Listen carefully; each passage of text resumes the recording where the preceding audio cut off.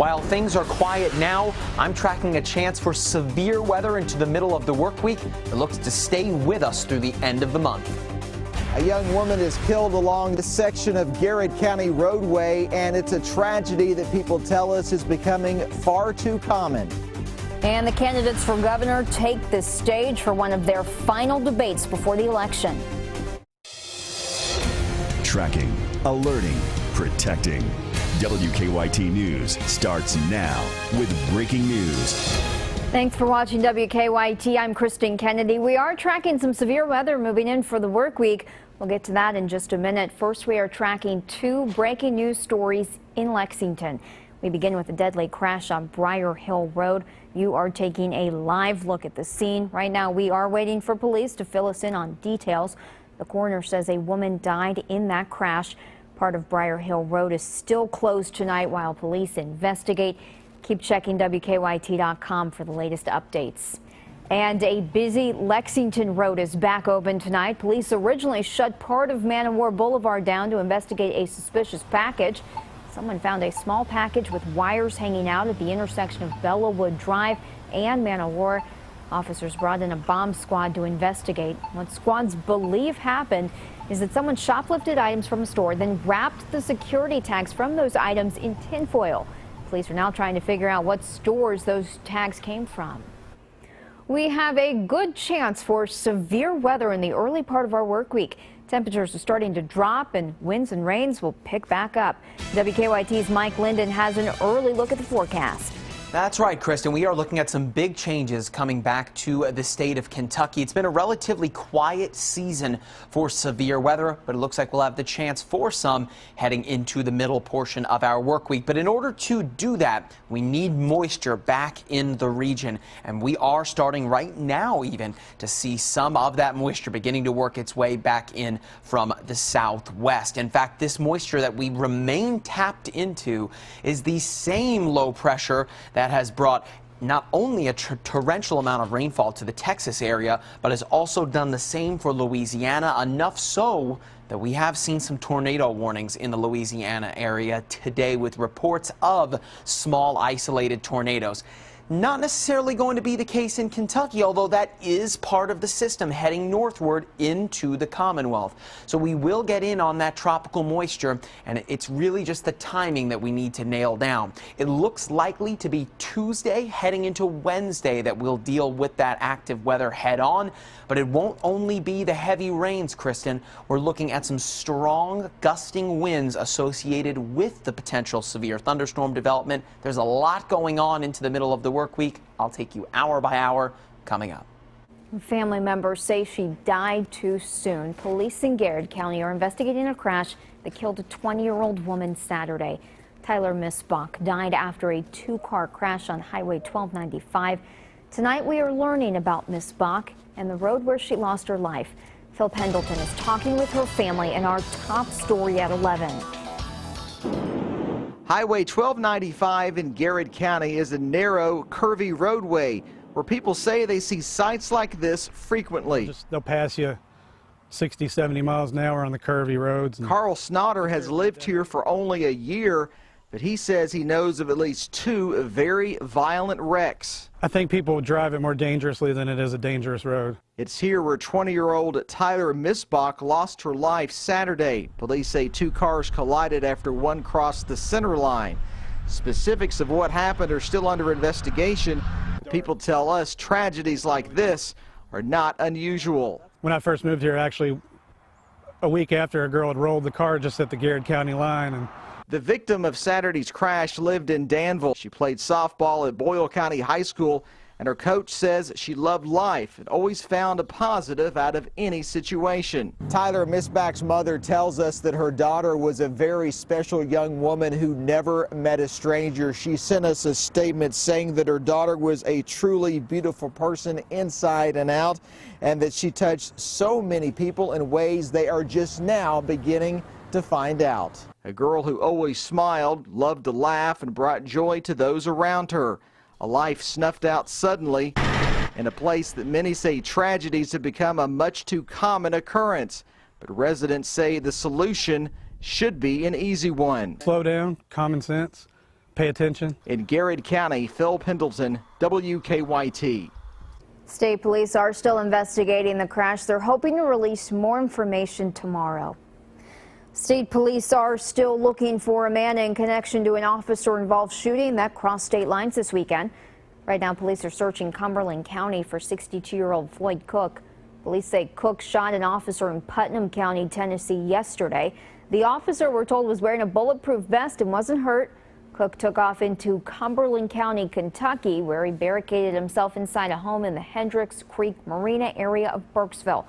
They say he also pulled a gun on a teenager. Officers last saw Cook running into a wooded area. They have narrowed down their search area.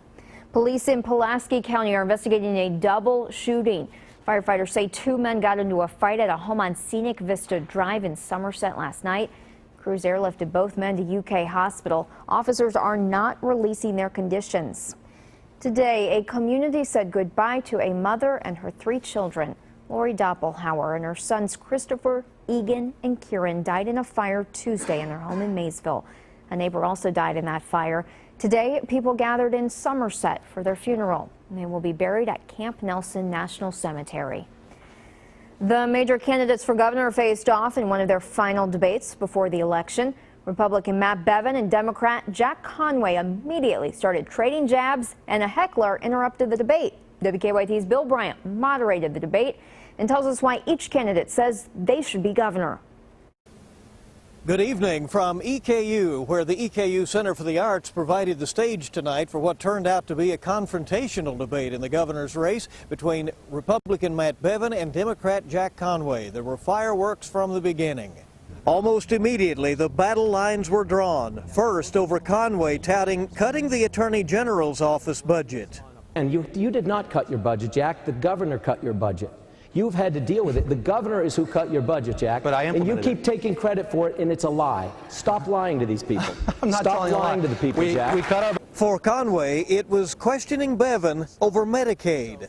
And Matt, that video camera caught you at the start of your campaign. When asked about Steve Beshear's executive order to expand Medicaid, you said absolutely, no question about it. I would reverse that immediately.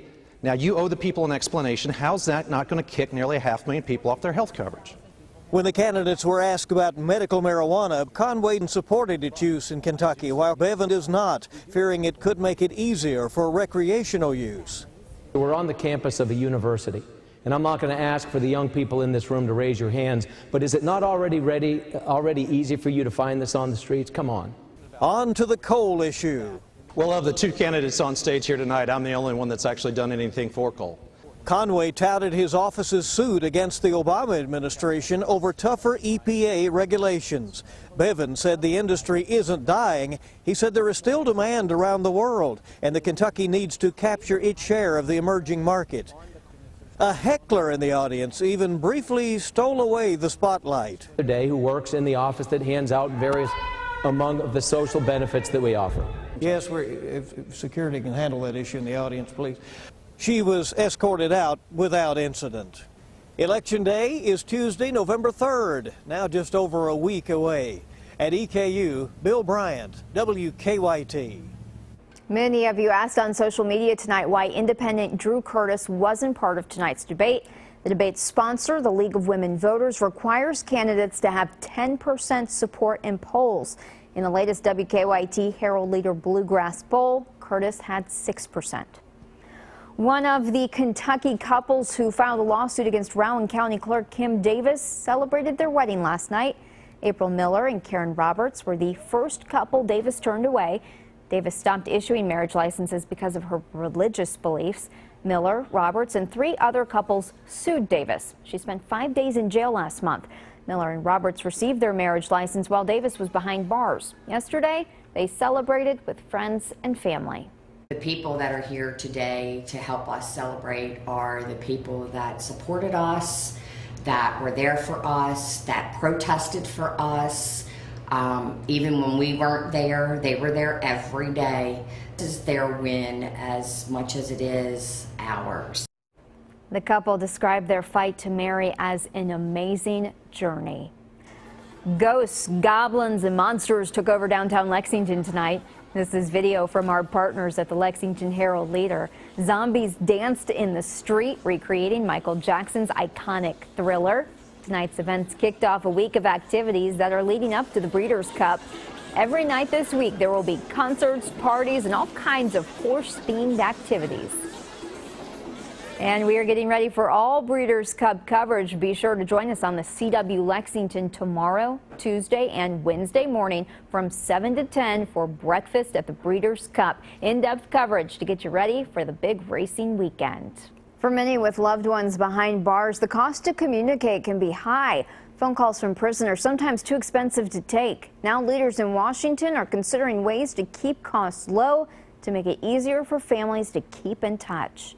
The Federal Communications Commission started talking about cutting the cost of prison calls 10 years ago. A Washington, D.C. grandmother came to us with a petition saying, I'm paying exorbitant rates to stay in touch with my grandson in prison, and I can't do it. Can you please do something about these rates? Studies show the average price of a jailhouse phone call in Kentucky is $4.50. I have a brother in prison, and I never get to talk to him because I can't afford it. FCC leaders want to try and lower that average to $1.65. The closest thing they have is being able to speak on the telephone, so it really means everything to them. They're putting caps on all call prices at prisons across the nation. One of the FCC's mandates is to ensure phone rates that are just, reasonable, and fair. The new prices could go into effect at federal prisons as early as the start of 2016 and soon after that date for state and county-run jails. He is one of UK's biggest fans. Preston Carter from Lincoln County has loved his Wildcats his entire life. After UK's loss to Wisconsin in the Final Four last year, Carter decided he wanted to do something to help Kentucky bring home its 9th championship title. Carter wrote letters to 6 of UK's top prospects. One of those letters, to Raleigh Alkins, went viral. His tweet that he sent out was, "UK fans are serious. I love it." I think they know, just besides the recruiting pitch, what all Kentucky's done and what all they're going to do. Carter's dream is to one day meet Coach Cal.